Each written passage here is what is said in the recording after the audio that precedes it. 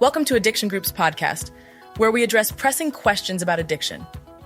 Our goal is to provide insight and guidance for those seeking answers. I'm your host, Anna. Welcome to Addiction Group's podcast, where we dive into the complexities of substance use, addiction, and treatment. Today, we're joined by Ben, an expert in the field of addiction and mental health. Welcome, Ben. Thanks for having me, Anna. It's great to be here. To kick things off, we often hear conflicting information about alcohol. Can you clarify once and for all, is alcohol a stimulant or depressant? Sure, Anna. That's a great question. Despite the common confusion, alcohol is classified as a depressant. This means it slows down brain activity and central nervous system processes. However, in small amounts, it can produce some stimulating effects like increased energy and talkativeness. I see. Now, could you give us a rundown on how stimulants and depressants differ in their effects on the body? Absolutely. Stimulants, or uppers, ramp up central nervous system activity. They make you feel more awake and alert, and they can increase your heart rate and blood pressure.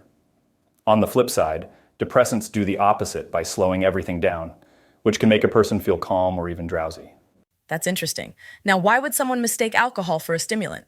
People often get this impression because alcohol can initially boost mood and energy levels and lower inhibitions, much like a stimulant would. But as you consume more, the depressant effects take over, which ultimately slow you down.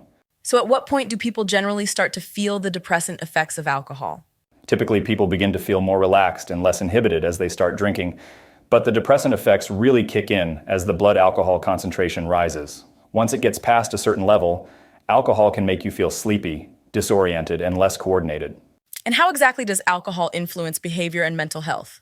Alcohol can have pretty profound effects on both. It can make people more social and chatty initially, but it also impairs judgment and coordination, which can be dangerous. Over time, it can lead to mood problems, anxiety, confusion, and in heavy drinkers, even dependence. That sounds concerning.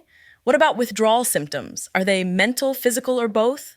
Alcohol withdrawal is no joke. It includes both mental and physical symptoms, ranging from mood swings and anxiety to shaking and nausea. It's a clear sign that the body has become dependent on alcohol to function normally. To sum up, what would you say is crucial for our listeners to understand about alcohol? It's key to remember that alcohol is primarily a depressant, yet it can trick you with those initial stimulating effects. But don't be fooled. Those fade quickly, leaving you with the depressant effects that can be quite detrimental, especially with heavy and prolonged use. Thanks for sharing your expertise, Ben. It's been enlightening understanding more about the effects of alcohol and the risks of addiction. My pleasure, Anna. It's important to talk about these things and help people understand what they're putting into their bodies. Thanks for having me on Addiction Group's podcast. And thank you to our listeners for tuning in. Remember, if you or someone you love is struggling with alcohol use, reach out for help. Stay safe and take care of one another. Thank you for tuning into Addiction Group's podcast. We hope our discussions bring clarity to your queries about addiction. Remember, we're here to support and guide you. Until next time, stay informed and stay strong.